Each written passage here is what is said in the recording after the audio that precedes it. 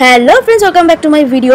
তো আজকে একটু সাজুগুজু করে নিয়েছি সন্ধ্যেবেলায় বেরাবো বলে। তো ভাবছি কোথায় বেরোনো যায়, হঠাৎ করে মাথায় এলো যে একটা জগন্নাথ মন্দিরে তোমাদের নিয়ে যাই। তো চলো ভিডিওটা দেরি না করে শুরু করা যাক। আর হ্যাঁ, প্রথমে বলে যে আজকে স্পেশাল কিন্তু আমার দিদান, তো দিদানকে নিয়ে আজকে আমি বেরিয়ে পড়ছি জগন্নাথ দেবের উদ্দেশ্যে। তো চলো ভিডিওটা শুরু করা যাক। তো দেখো, মা, দিদান, আমি, বাবা, আমরা সবাই কিন্তু বেরিয়ে পড়েছি। তো বন্ধু, আজকে কিন্তু আমি খুব এক্সাইটেড কারণ আমি দিদানের সাথে যাচ্ছি, তাই জন্য আমি আজকে আরও বেশি একটুখানি এক্সাইটেড। এই যে আমার দিদান। তো চলো তোমাদের এবার মেন জায়গায় নিয়ে যাই। তো দেখো, আমরা আরেকটুখানি পথ এগিয়ে নিলাম। এই যে দিদান। তো চলো, এই যে আমরা এসে গেছি শ্রী শ্রী জগন্নাথ মহাপ্রভুর মন্দিরে। তো এই আমরা এখানে সব জুতো ছেড়ে তারপর মন্দিরে প্রবেশ করলাম। তো বন্ধুরা, তোমরা যদি একটা সন্ধ্যাবেলা এখানে গিয়ে কাটাও, তোমাদের কিন্তু মন প্রাণ খুব ভালো থাকবে। এখানে নাম গান হয়, এখানে পাঠ হয়, এখানে আরতি হয়, সন্ধ্যা আরতি হয় এবং এখানে ভোগ প্রসাদও নিবেদন হয়। তো তোমাদের সবটা আমি আজকে দেখাচ্ছি। তো প্রথমে গিয়ে আমি একটুখানি জগন্নাথ দেবের আগে ভিডিও তুলে নিই, যাতে তোমাদের সাথে শেয়ার করতে পারি।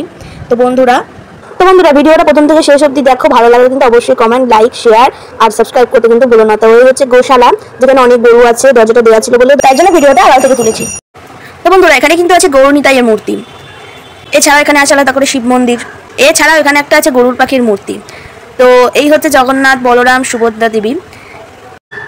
তো এখানে কিছুক্ষণের মধ্যেই আরতি শুরু হবে, যতটা পারছি শেয়ার করছি। এই হচ্ছে মন্দিরের ওপরের কাজ, যতটা পেরেছি তোমাদের দেখাচ্ছি। তো বন্ধুরা, এবার একটুখানির মধ্যে আরতি শুরু হবে। আরতির সময় তোমরা অরিজিনাল সাউন্ডটাই শোনো।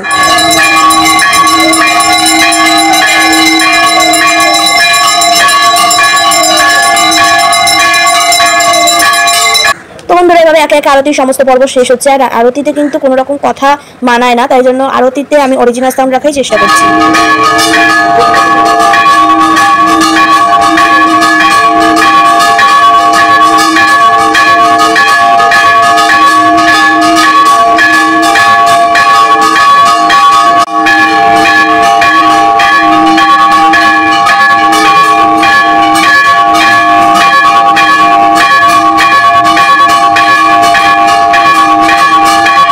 প্রথমে যে শিব মন্দিরের কথা বললাম, এই হচ্ছে সেই শিব মন্দির।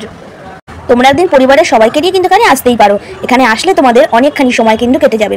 তো চলো, এবার তোমাদের এখানে অনেক জিনিস দেখানোরই বাকি আছে। এবার আমি তোমাদের যেই জায়গায় নিয়ে যাবো সেখানে কিন্তু যজ্ঞ হয়। এই যে, তো বন্ধুরা দেখো, এখানে কিন্তু আমি ভোগ প্রসাদ পেয়ে গেছি, যেটা কিন্তু খেতে অপূর্ব ছিল।